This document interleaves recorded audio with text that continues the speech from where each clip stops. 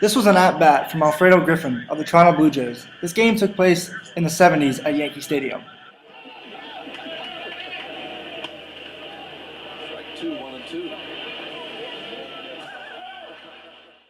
So let's investigate why this happened. Griffin was not confident when he stepped into the box. There were many factors going against him. He seemed really uncomfortable and nervous. He was at Yankee Stadium in front of one of the largest crowds in the game. On top of that, it was raining. Since he was a rookie, he was lacking a lot of experience, especially in front of large crowds. He hadn't seen that pitcher before either. There was a lot of factors going against Griffin. Based on how brutal his swings were, he was simply not prepared to hit at all. He didn't imagine a successful at-bat before stepping into the box. He was simply thinking, swing at anything. And this is what happened.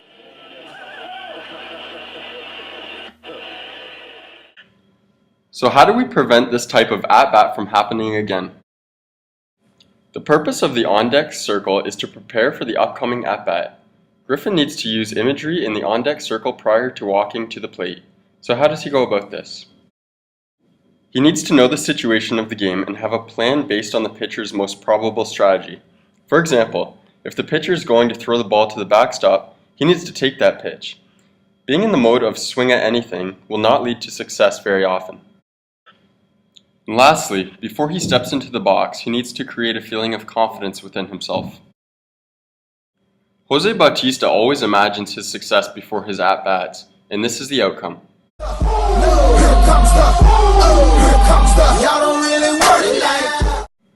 Imagery may be defined as using all the senses, or at least all the senses that are appropriate, to create or recreate an experience in the mind. The more vivid the image, the more likely the brain will interpret these images as identical to the actual stimulus situation. A baseball batter might visually see the ball being released from the pitcher's hand, or kinesthetically feel his muscles in his upper arm as he gets ready to swing, and lastly, hear the crack of the bat, which is auditory, when he makes contact with the ball. Baseball players participated in one of two mental preparation conditions: observation, imagery, or a control group. Number of hits was significantly higher for both observation and imagery than those for the control group. These effects were significantly mediated by changes in batting kinematics. The following is a routine to enhance performance. The preparation phase takes place in the on-deck circle before the upcoming at-bat. During this phase, the batter should take this time to put on his batting gloves, tar up the bat, and prepare physically by stretching out. In order to focus, the batter should use deep breathing techniques to relax the body and mind. All external distractions should be alleviated from one's mind at this time so that 100% of the focus can be on the task at hand. The batter should now visualize the specific movement needed for the specific situation of the game. For example, if there is a runner on second, the batter should focus on a swing that will direct the ball towards the opposite field to move the runner over to third. This will help focus the batter's attention on the specific task at hand. Once the batter steps into the box, he should focus his mind on being 100% confident with his ability within the situation. He knows what he has to do to be successful and be in the correct frame of mind to make it happen.